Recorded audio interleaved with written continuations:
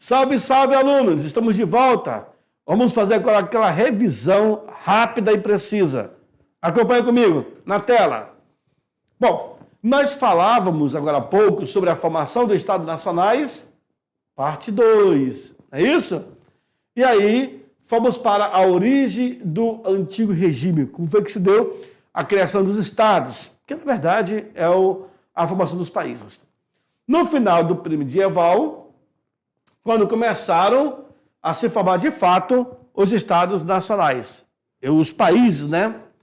A França é o país que identifica o sistema com mais exatidão. Na transição da Idade Média para a Idade Moderna, as monarquias que se colocavam no domínio político acabaram tendo um envolvimento maciço. Professor, e as classes do antigo regime? Pois é, o primeiro estado representava o clero, que eram os oratores, os que rezavam, oravam. É uma questão religiosa. O terceiro estado representava o grosso da população francesa, que eram os laboratores. Na verdade, os que trabalhavam. O segundo estado, olha aí, aqui eu tenho o primeiro, aqui eu tenho o terceiro e aqui eu tenho o segundo. O segundo estado era representado pela nobreza. Não fazia nada de positivo para a França. É hoje chamado de belatores, os que lutavam, tá certo? Essa é a diferença, primeiro, segundo e terceiro estado. E a nobreza, senhores? A nobreza era vista, naquela época da França, como os parasitas do Estado. Tanto é que eu mostrei para vocês o castelo de Versalhes, com dezenas de quartos para poder abrigar essa família nobre que morava junto com a família real. O rei sustentava a nobreza, vejam, com qual objetivo? Evitar conflitos com a classe social. Era o único e exclusivo motivo, era esse.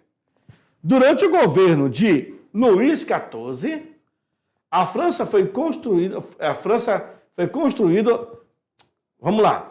Durante o governo de Luís XIV, da França, foi construído o Palácio de Versalhes, que servia de moradia para a realeza e para a nobreza. Que vocês viram a imagem lá do castelo, coisa gigantesca, tá bom? Os pobres, quem era o professor? Os pobres. Os pobres, na verdade, era a terceira classe. Eram eles que bancavam, através das taxas e impostos, os luxos e gastos do rei e de toda a sua corte. Inclusive, quando o rei queria aumentar novos impostos, não estava nem aí. Não consultava o povo, não. Quando o rei queria fazer guerra, também aumentava os impostos. Olha só, se alguém fosse contrário aos interesses ou às leis definidas pelos monarcas, eram tratados com violência. Violência essa que poderiam ser presos, torturados e até mortos. Era a camada mais pobre da sociedade que pagavam as altas taxas de imposto. Então, era, de fato, o povão que alimentava toda essa corja. O povão alimentava com o pagamento dos seus tributos, que são os impostos. E a classe de clero, a nobreza, só vão usufruir do trabalho dos delatores, né, que é o povão. Essa foi a nossa revisão, tá certo? Eu vou deixar vocês agora para poder responder as questões e daqui a pouco eu estarei de volta para poder fazer a correção. Não saia daí, já eu estou voltando para fazer a correção. Tchau, tchau.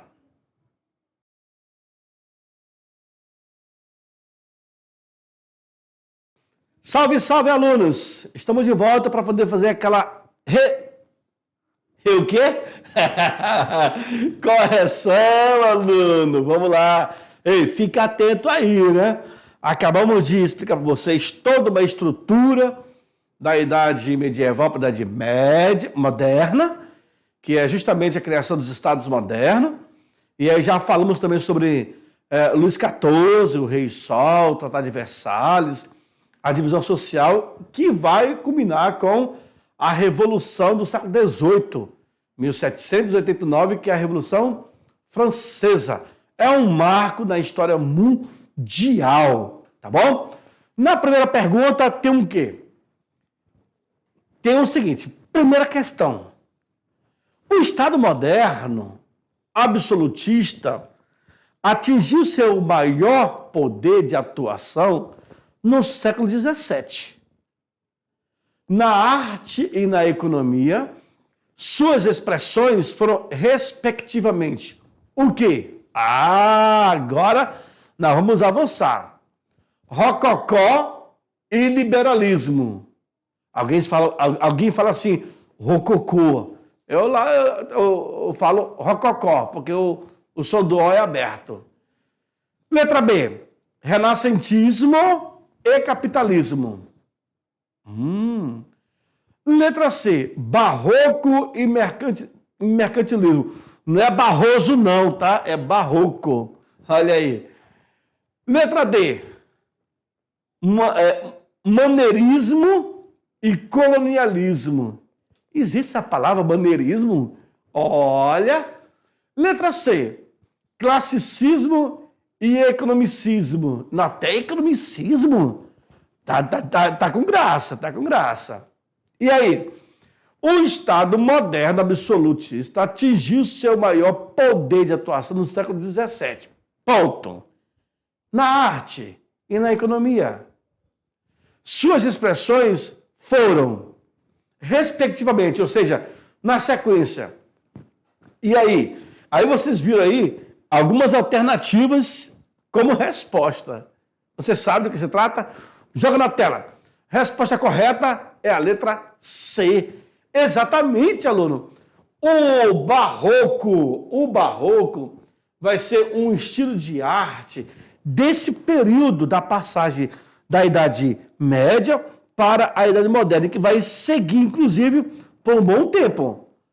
Então, as expressões na arte, aí eu tenho o barroco, lá na frente eu terei o rococó, eu tenho o classicismo, eu tenho o neoclássico, eu tenho o colonial. Então, cada expressão identifica uma época. Sabia disso?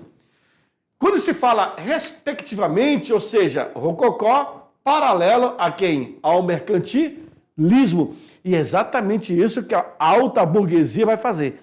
Um investimento maciço na busca de metais chamados de especiarias, né?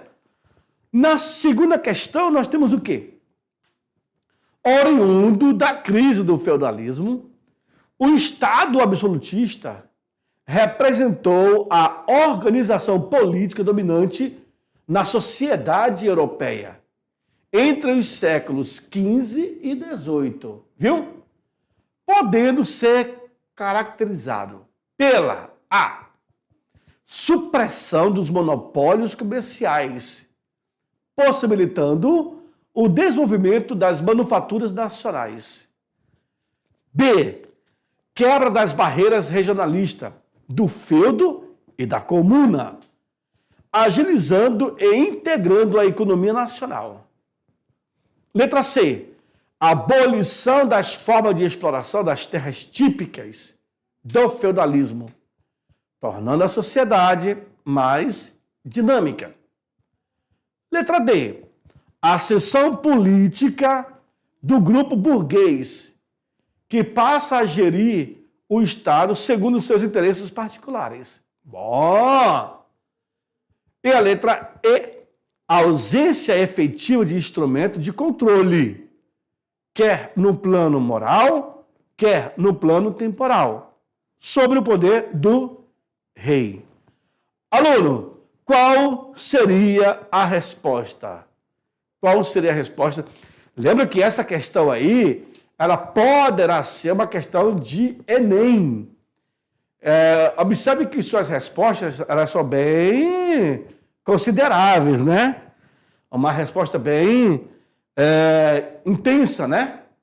Bem longa. A resposta correta, então, vai ser a letra C. Pronto. Vamos direto? Pois é. Olha só. A pergunta é: oriundo da crise do feudalismo, o Estado absolutista representou a organização política dominante na sociedade europeia entre os séculos XV e XVIII, podendo ser caracterizado pela C, abolição das formas de exploração das terras típicas do feudalismo, tornando a sociedade mais dinâmica. Claro! Se nós estamos na passagem do século XV para o século XVIII, medieval para a moderna, eu tenho que acabar com essa onda de servidão e tornar o ambiente mais produtivo. Explorar. Olha só a visão dos caras. Isso em plena Idade Moderna. Tanto é que a Idade Moderna ela vai ser muito curta. Nós estamos no século XVIII. Do século XVI a XVIII, são 2 séculos só apenas. Do XVIII adiante, a Idade Contemporânea. Viu aí? Então, assim, já havia uma preocupação em mudar todo o sistema. E eles vão fazer isso. Tá bom? Próxima questão. O que diz aí? A partir do século XVI, vários autores passaram a desenvolver teorias justificando o poder real. Um deles foi Maquiavel, que afirmou que a obrigação suprema do governante é manter o poder e a segurança do país que governa. Professou essas ideias na famosa obra. Qual foi o livro que Nicolau Maquiavel... Qual foi o livro que Nicolau Maquiavel escreveu que justifica essa resposta? Letra A, Leviatã. Essa é a obra de Maquiavel. Letra B, Do Direito, da Paz e da Guerra. Letra C, República. Letra D, O Príncipe. E a letra E, Política segundo as Sagradas Escrituras. Eu quero te lembrar, aluno, que todas essas nomenclaturas são livros. Agora, de dizer que é do Maquiavel, aí eu não tenho certeza. Só existe uma resposta correta aí. Ou seja, aquela que direciona a obra escrita por Nicolau Maquiavel. Tanto é que Nicolau, ele era um dos teóricos do absolutismo. Teóricos são pensadores que justificavam o porquê daquele rei era rei. Entendeu? Continua na tela, olha lá. Por isso que fala, a partir do século XVI, vários autores. Eu não tive só o Nicolau Maquiavel, não, tá? Vocês já lembraram daquela frase quando uma pessoa ela é muito esperta? Ei, eu tenho uma pessoa que ela é esperta, ela entende o que tu fala, compreendes? E ela é muito astuciosa, ela é muito cabreira, ela é maquiavélica. Lembra dessa palavra?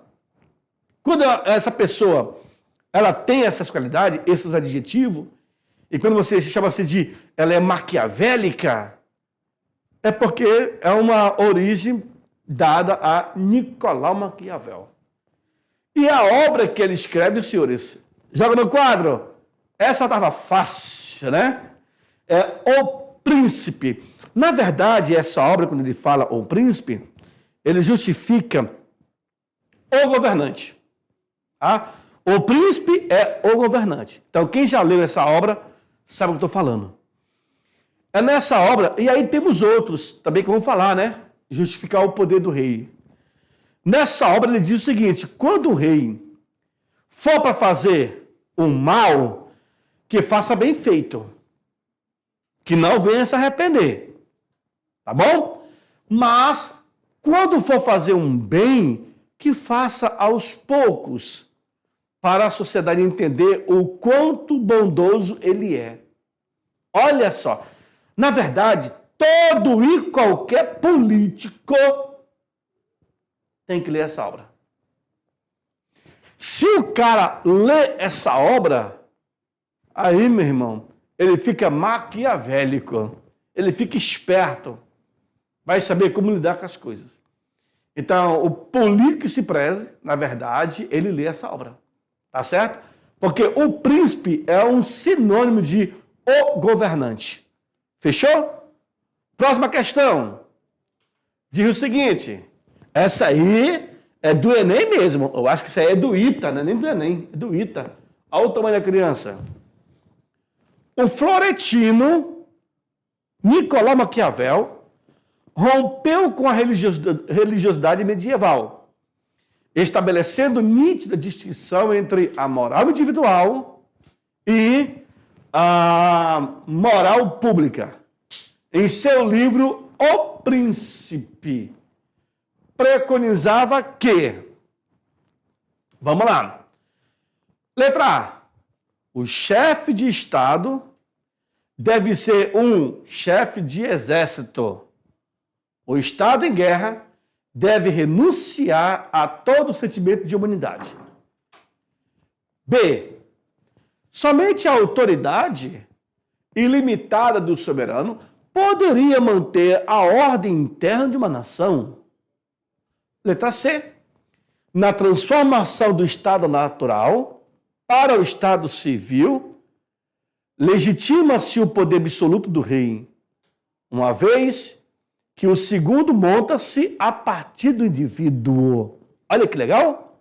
Letra D, o trono real é o trono de um homem, mas o trono do próprio Deus. Os reis são deuses. Olha só, profundo, né? Há 3 espécies de governo: o republicano, o monárquico e o despótico. Vamos lá. Qual seria a resposta desta questão, senhores? Já pensaram? Analisaram? Vamos para a resposta, então? Vamos lá. Olha aí. É isso aí. Nicolau Maquiavel, ao romper com a religião, estabeleceu nítida distinção entre a moral individual e a moral pública. Isso consta no seu livro O Príncipe, que o chefe de Estado deve ser um chefe de exército. O Estado em guerra deve renunciar a todo o sentimento de humanidade. Viu aí? O cara é curto e grosso. Ele é mais curto do que grosso. Tá certo? Bom, na minha próxima questão, eu falo quem foi o bispo que constatou que a sociedade cristã estava dividida entre 3 ordens. Em 3 ordens. Qual foi? Que ele, inclusive, considerava necessário e complementares cada uma dessas prestando aí serviço indispensável para as outras.